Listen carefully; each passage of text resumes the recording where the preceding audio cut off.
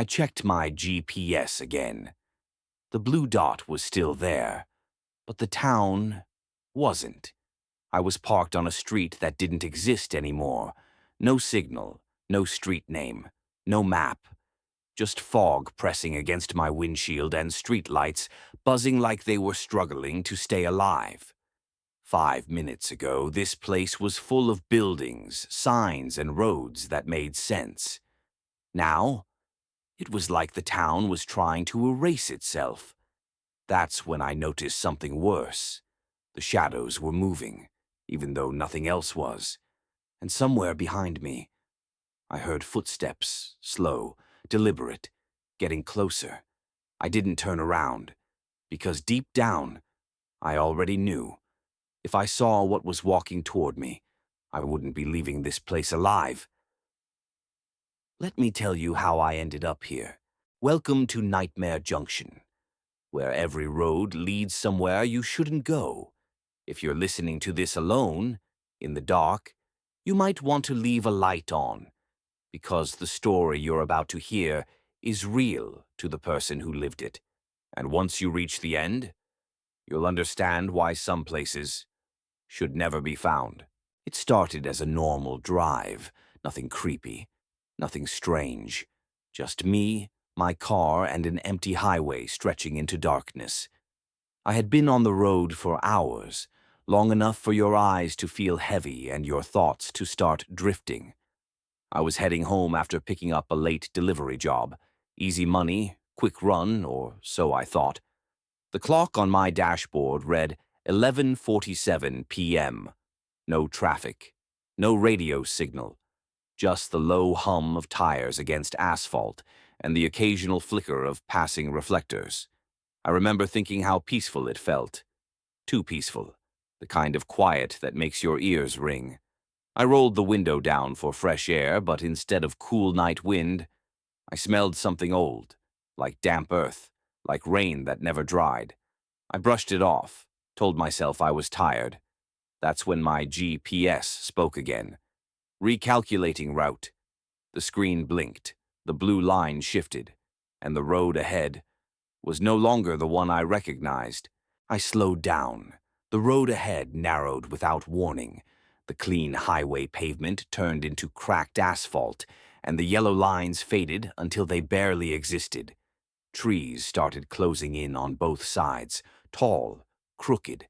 Their branches twisted over the road like fingers reaching for my windshield. My GPS kept glitching. The map zoomed in, then out, then spun slightly like it couldn't decide where I was. Recalculating route. Again and again. That's when the fog rolled in. Not normal fog. This stuff was thick, heavy. It swallowed my headlights and made everything beyond 20 feet disappear. I checked my phone. No signal. Not even emergency bars.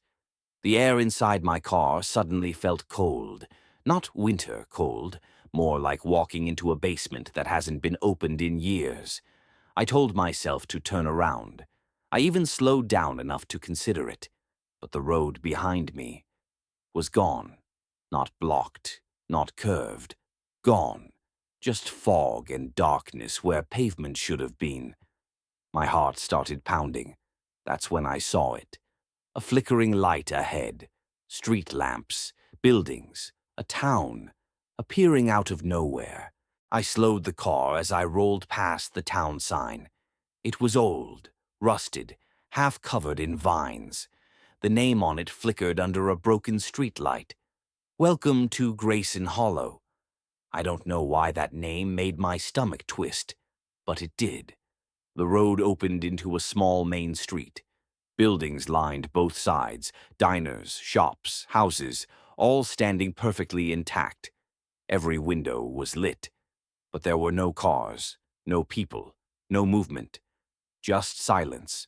The streetlights buzzed softly above me, casting long, warped shadows that stretched across the pavement. I parked near what looked like a gas station, left the engine running. Something felt wrong about turning it off. I stepped out.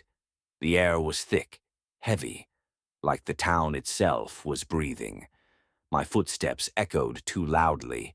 Each step felt like I was announcing myself to something that didn't want to be seen. I called out, "Hello?" My voice didn't travel far. It felt swallowed. That's when I noticed something else. Every clock I could see, the gas station sign, a diner wall clock through the window, even the digital sign at the bank. They all showed the same time, 12:07 a.m. None of them were moving, and that's when I realized this place wasn't asleep. It was waiting. I felt it before I saw it. That heavy pressure in your chest, like someone was standing too close behind you. I turned slowly. At the far end of the street, someone was standing under a street light. They hadn't been there before. Tall, still, not moving. The light above them flickered, struggling to stay on. I raised my hand, gave a small wave. They didn't respond, so I took a step closer. That's when the street lights changed, one by one. They turned off, starting behind me, moving forward, like darkness was being pulled toward us, leaving only the light above that figure. My breathing got louder. My heart hammered. I called out again. "Hey, are you okay?" The figure tilted its head, not in a human way, more like something trying to remember how people move. Then it took a step forward, and I saw its face. Its eyes were open, but empty. No reflection, no emotion, just dark glass staring straight through me. That's when doors started opening, all around the street, slow creaks, buildings unlocking themselves, and more figures stepped out. Dozens of them, standing still, facing me, watching, not blinking, not breathing, all frozen at 12:07 a.m. And suddenly, I understood. I wasn't visiting this town. I was being added to it. One of them finally spoke. Its mouth moved slowly, like the words had to be forced out. "You're early." My stomach dropped. "Early for what?" I asked. The figure took another step closer. "For staying." That's when the memories hit me. Not mine. Theirs. Images flooded my head. Flashes of people driving at night, missing exits, following detours, seeing the fog, finding the town. Men, women, families, travelers. All of them arrived the same way. All of them asked for help. And none of them ever left. The figure raised a shaking hand and pointed toward the dark buildings behind them. "We were like you," it said, "lost, tired, looking for home. But the night chose us." I felt cold all over. "What happens when morning comes?" I asked. The figures around me turned their heads slowly, all at once. Their mouths opened together, and they answered in the same voice. "Morning erases us. Night rebuilds us." That's when I understood. This town didn't exist during the day. It only appeared between midnight and dawn. And anyone caught inside when the sun rose didn't disappear. They became part of the place, bound to it, trapped, forever waiting for the next lost soul to arrive. I looked at my watch. 5:12 a.m. Less than an hour until sunrise. And the figures around me started smiling. I ran. I didn't think. I didn't look back. I just ran. My boots slammed against the pavement as the town came alive behind me. Not with noise, but with movement. Doors slammed open. Footsteps echoed. Streetlights burst one by one, plunging sections of the road into darkness. I sprinted toward my car. The fog thickened, wrapping around my legs like hands trying to pull me down. I reached the driver's door and yanked it open. Threw myself inside. My hands shook as I turned the key. Nothing. The engine clicked. Once, twice. The headlights flickered. I slammed the steering wheel. "Come on, come on." Outside, the figures were getting closer. Not running. Walking. Slow. Confident, like they already knew the ending. The dashboard clock flashed. 5:47 a.m. I turned the key again. The engine roared to life. I hit the gas and tore down the road, tires screaming against the pavement. But the road didn't make sense anymore. Turns looped back into the same street.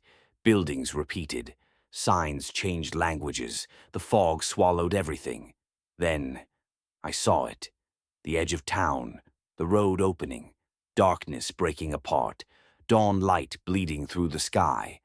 I pushed the pedal to the floor. The town screamed, not with sound, but with pressure, like reality itself was resisting me. And then I burst through the fog, silence, sunlight, open highway. The town was gone. No sign, no buildings, no streetlights, just road, just morning. I pulled over, shaking, crying, laughing, thinking I survived. I didn't know yet that the worst part was still coming. I didn't tell anyone what happened. Who would believe me? Days passed, then weeks. I convinced myself it was exhaustion, hallucinations, stress, until the first night it happened again. I was brushing my teeth when the bathroom light flickered. Just once, then twice, and for a split second.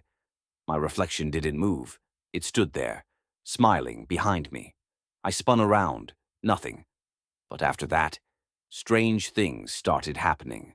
Streetlights turning off when I walked past, clocks freezing at 12:07 a.m., fog rolling in too thick, too fast. And then one night, I woke up in my car, engine off, fog outside the windows, streetlights buzzing, a familiar sign ahead, rusty, broken, flickering. Welcome to Grayson Hollow. That's when I understood. I never escaped. I brought the town with me. And now, when night falls, I feel it pulling me back, rebuilding around me, waiting, growing.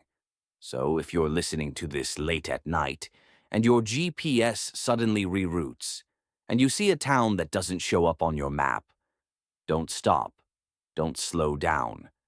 Because once you enter, you don't leave. You just become the next voice warning someone else. Thanks for listening. If this story gave you chills, hit like, subscribe, and turn on notifications for more horror every week. Welcome to Nightmare Junction, where the road never really ends.